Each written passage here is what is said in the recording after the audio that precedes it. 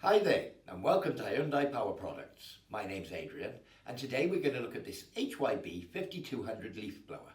So I'm going to open the box, lay the contents on the table so you can see exactly what you get, and after that we're going to go through the basic assembly of the unit. So as you can see, we've got the basic backpack unit itself here with its trigger and assembly connected. Two-stroke mixing bottle, we'll talk about that a little later. We have two of these straight tubes, one tube with a narrow end. We have the flexible rubber tube, two Jubilee clips, they're going to come in conjunction with that, some tools that you're going to need for assembly, and finally the user manual.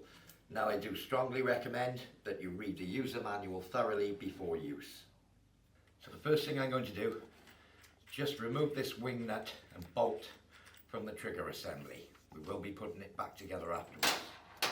So now, of the two tubes, you can see one has this shaped connector on the end. We're going to put that one to one side, and this one has a circular connector with serrations on it. This is the one we want.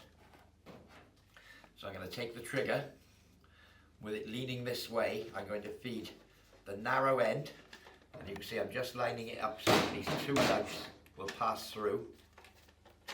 There we go.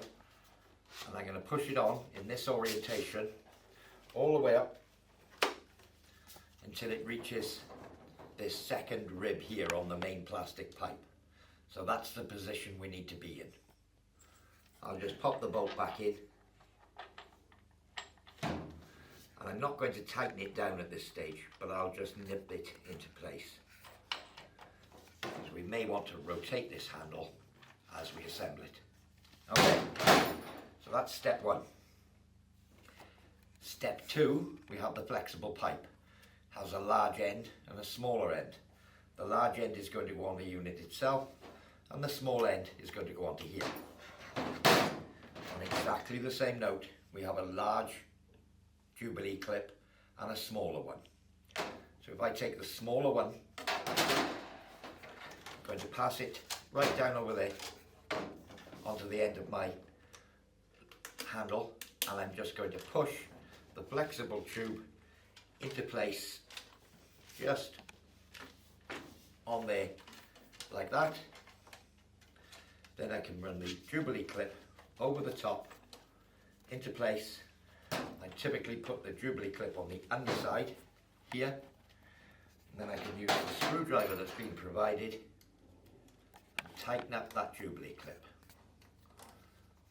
Okay, I'm not going to tighten that right up at this stage. Could just get it a little bit more square. Okay, straighten that up.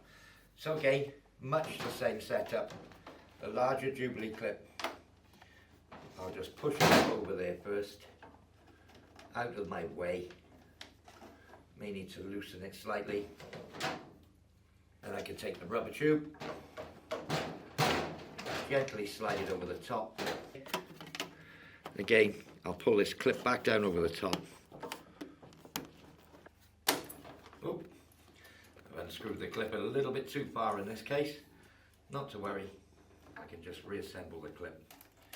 Screw popped out at the last moment.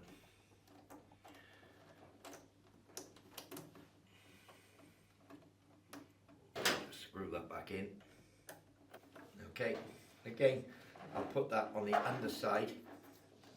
That's out of the way of the operator. And I'll go on the other side and tighten it up. So that part's assembled. As you can see, now I can straighten up that handle into the vertical position, and I'll just tighten that wing nut up. Okay. So that's the basic assembly. Now you have a choice with your leaf blower of two different types of blower here. We have the one with a narrow nozzle, which gives you a greater wind speed. And obviously for full volume we'd use the circular one. So to fit these, you'll see they have a small screw. I'll just pull that screw out. And basically this slot and a turn.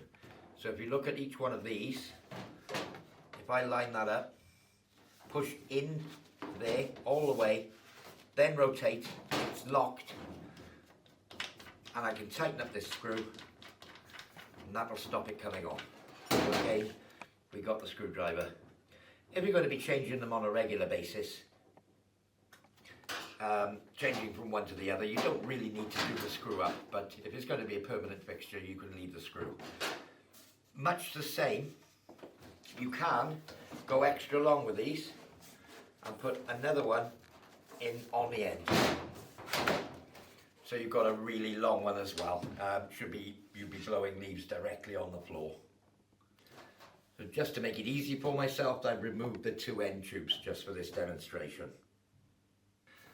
So the lower part of the backpack, you'll see the shoulder straps here, I haven't got them twisted, I've got them nice and straight, comes with this hook. Down here on the bottom, you simply hook it in, you can get the angle on it, push it in, and there's two holes on the bottom of the backpack here, and that's it connected, so we'll do that the same on both sides. So probably the most important thing with this two-stroke machine is that you add the correct amount of two-stroke fluid to the fuel. So the fuel tank here, to fill with fuel, obviously undo the cap anti-clockwise. I'll remove this little warning label that tells you about the two-stroke oil, and fuel can be simply poured in here. Okay, now we do supply this two-stroke mixing bottle, and the ratio needed for this machine is 40:1. So that would be 40 parts of fresh unleaded petrol to 1 part of two-stroke oil. So I'll bring you in close up on the bottle and I'll show you how we'll do it. So what we would do, and you can see here 1 to 40, is fill this bottle, put it on a nice level table and fill it up to this lower line, this line here, with petrol. Now be really accurate with this, stand it nice and level on a level surface and fill it up with fresh unleaded petrol to this level. Once we've done that and we're happy, we can then top it up to the upper line, this one here where it says oil, top it up to there with the two-stroke oil.